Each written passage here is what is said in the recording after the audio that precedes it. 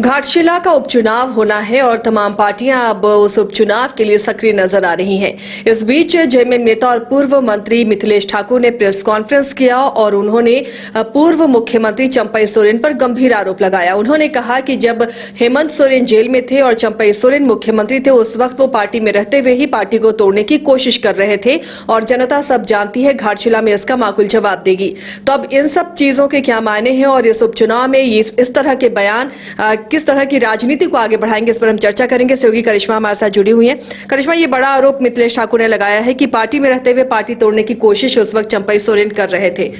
क्या लगता है कि इस तरह के बयान अब उपचुनाव से पहले कहीं ना कहीं सोमेश सोरेन को फेवर करने के लिए दिए गए हैं या वाकई ऐसा कुछ हो रहा था? जी, जाहिर तौर पर आसिया, इससे पहले भी मिथिलेश ठाकुर हो या फिर झारखंड मुक्ति मोर्चा के कई वरिष्ठ नेता हो, उनके तरफ से यही कहा जाता था कि चंपई सोरेन पार्टी में तो जरूर थे, लेकिन पार्टी को ही तोड़ने की कोशिश वो कर रहे थे।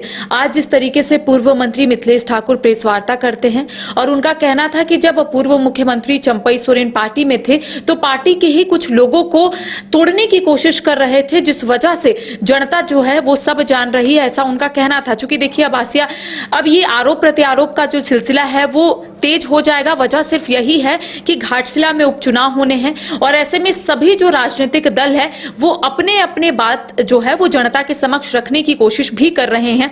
और इस बीच मिथिलेश ठाकुर का जो बयान आया है, चूंकि जब पूर्व मुख्यमंत्री चंपई सोरेन बीजेपी ज्वाइन किए थे आसिया, तो उन्होंने भी कई आरोप लगाया था। उनका कहना था कि जब पार्टी का मुश्किल वक्त, यानी कि सरकार का जब मुश्किल वक्त था, तब चंपई सोरेन ने तमाम चीजों को देखा था, खुद उन्होंने संभाला था, एक बड़ी जिम्मेदारी उन्होंने ली थी। लेकिन उनका कहना है कि जैसे ही हेमंत सोरेन जेल से बाहर आते हैं, वैसे ही उनको एक कह सकते अलग तरीके से ट्रीट किया जा रहा था पार्टी के अंदर।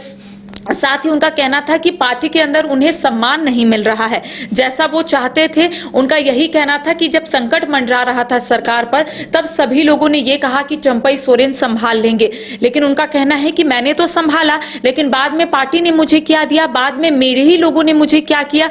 तो ऐसे में वो भी लगातार आरोप लगा रहे थे आसिया। और उस वक्त आपने भी देखा होगा वो मीडिया के सामने आकर काफी कह सकते हैं कि अपनी बात को रखते हुए भावुक भी होते हुए नजर आते थे। अब इस बीच आज इस तरीके से मिथिलेश ठाकुर ने कहा है कि जब चंपई सोरेन उन लोगों के साथ थे तो पार्टी को ही कहीं ना कहीं तोड़ने की कोशिश कर रहे थे। साथ ही देखिए उसके बाद उन्होंने ये कहा आसिया कि घाटशिला में उपचुनाव होने हैं और सोमेश सोरेन के ही फेवर में जो परिणाम है वो सामने आएंगे। तो एक तो इसके ये मायने भी हो सकते हैं आसिया कि फेवर कहीं ना कहीं सोमेश सोरेन की करने की कोशिश जो है, अब महागठबंधन हो या फिर झारखंड मुक्ति मोर्चा हो, चंपई के बेटे चुनावी मैदान में हैं। जी, चंपई सोरेन के बेटे चुनावी मैदान में है, बाबूलाल सोरेन चुनावी मैदान में है। तो ऐसे में एक फेवर करने की कोशिश की जा रही है, जनता को अपने तरफ रिझाने की कोशिश की जा रही है कि चंपई सोरेन जब पार्टी में थे तब पार्टी तोड़ने की कोशिश कर रहे थे, आज वो बीजेपी में है, उनके बेटे चुनावी मैदान में उतरे हैं। लेकिन इसके इतर उनका यही कहना था कि जनता सब जानती है। देखिए उन्होंने सब आरोप जरूर लगाया, लेकिन उनके बाद ये कहना था कि सरकार किस तरीके से काम कर रही है, जनता सब जानती है, सरकार की योजना कैसे कैसे लोगों तक पहुंच रहा है, लोग इसका कैसे फायदा उठा रहे, कैसे लाभ उठा रहे हैं, ये यहाँ की जनता बखूबी से जान रही है कि उन्हें सरकार ने किस तरीके से कह सकते सहयोग किया है। क्योंकि मैया समान योजना एक बड़ा मुद्दा है आसिया इस चुनाव में, क्योंकि जब हम लोग भी घाटशिला पहुंचे थे आसिया तो हमने कई महिलाओं से भी बातचीत करने की कोशिश की। तो उनका कहना है कि सरकार की तरफ से जो मैया समान योजना की राशि आ रही है उससे कहीं ना कहीं उनका घर चल रहा है। और दूसरी ओर अगर हम बात करें एनडीए की आसिया, तो एनडीए के जितने भी घटक दल है उनके भी कई नेताओं से हमने बातचीत करने की कोशिश की। तो उनका कहना है कि सरकार सिर्फ घाटशिला की जनता को ही मैया समान योजना की राशि दे रही है। हालांकि हमने उनसे कहा भी कि कई जिलों में मैया समान योजना की राशि आ रही है, लेकिन उनका कहना था कि सरकार योजना लेकर आती है जब चुनावी माहौल रहता है। अब ये आने वाले समय में मैया समान योजना भी सिर्फ एक नाम रह जाएगा, लोगों को इससे फायदा नहीं होगा। तो देखिए आसिया, ये कोई नई बात नहीं है, जब भी चुनाव आते हैं तो आरोप प्रत्यारोप का जो सिलसिला है वो तेज हो जाता है।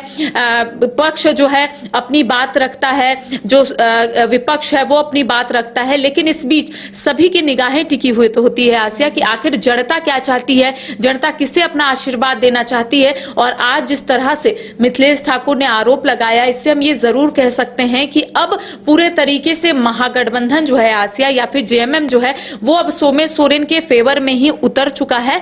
और दूसरी दूसरी ओर अगर हम ये देखें कि बीजेपी के तरफ से भी कई बार इस सवाल का जवाब भी मिला है और बीजेपी के तरफ से भी कई जो वरिष्ठ नेता है आसिया, उनका कहना होता था कि ये चंपई सोरेन का व्यक्तिगत निर्णय था कि वो पार्टी छोड़े, क्योंकि पार्टी के तरफ से वैसा सम्मान उन्हें नहीं मिल रहा था जिस तरह से उन्होंने उस संकट में तमाम बागडोर जो है वो संभालने का काम किया था। तो देखिए अब आसिया इस पूरे आरोपों पर चंपई सोरेन क्या कहते हैं, उनका क्या रिएक्शन आता है, ये इंतजार रहेगा।